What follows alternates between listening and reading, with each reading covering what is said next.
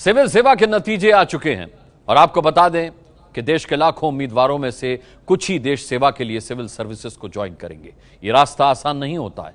Social media पर एक कहानी वायरल हो रही है जिसके मुताबिक अधिकारियों के उत्पीड़न से परेशान एक लड़की ने आईएएस बनने की कसम खा ली और न केवल कसम खाई बल्कि उसे पूरा भी करके दिखाया।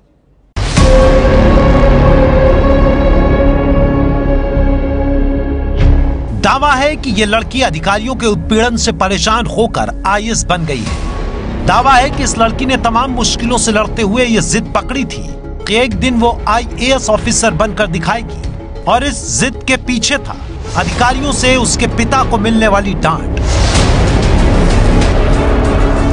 सोशल मीडिया पर इस लड़की का नाम शीरत फातिमा बताया जा रहा है। तस्वीर के साथ एक मैसेज भी है जिसमें लिखा है, यूपी के इलाहाबाद के कौंडिहार ब्लॉक में शिक्षा मित्र के तौर पर काम करती थी शीरत फातिमा, जो अब आईएएस बन गई है।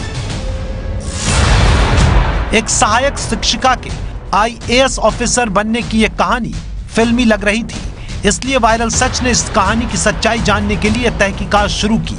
हम सीधे बताए गए पते पर यानी यूपी के इलाहाबाद शहर पहुंचे। हमने इलाहाबाद के कौंडिहार ब्लॉक में शीरत फातिमा नाम की सहायक शिक्षिका की तलाश की तो हमें उनके घर का पता मिल गया। हमारी टीम शीरत फातिमा के घर पहुंची तो वहां शीरत फातिमा अपने पिता के गले लगकर रो रही थी। दोनों की आंखों में खुशियां आंसू बनकर बह रही थी क्योंकि पिता का बरसों पहले देखा हुआ सपना उनकी बेटी फातिमा ने पूरा कर दिया था।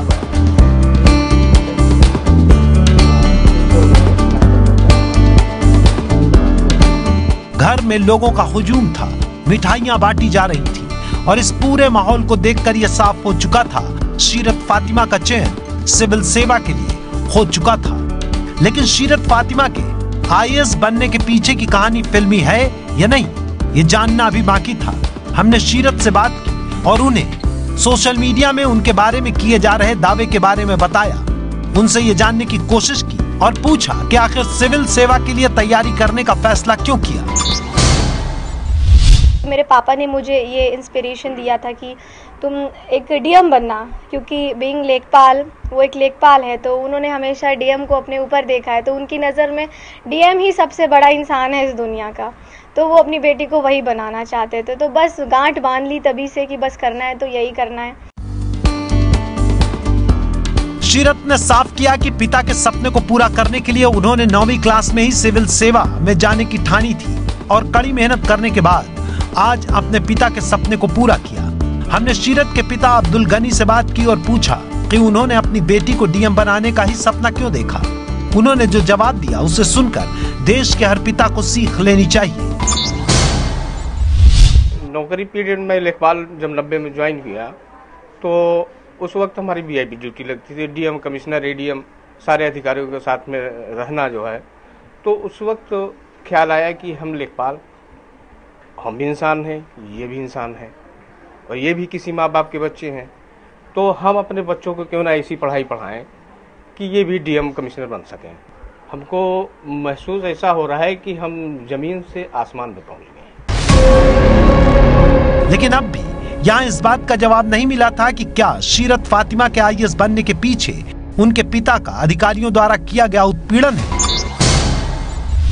इस सवाल के जवाब के तौर पर हमें जानकारी मिली कि सामान्य से परिवार के शीरत के पिता पेशे से लेखपाल थे।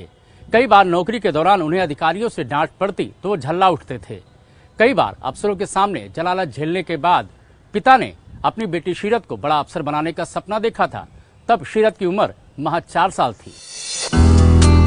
शीरत के घर की रसोई देखकर आप अंदाजा लगा सकते हैं कि यह हिंदुस्तान के एक बेहद साधारण घर की कहानी है।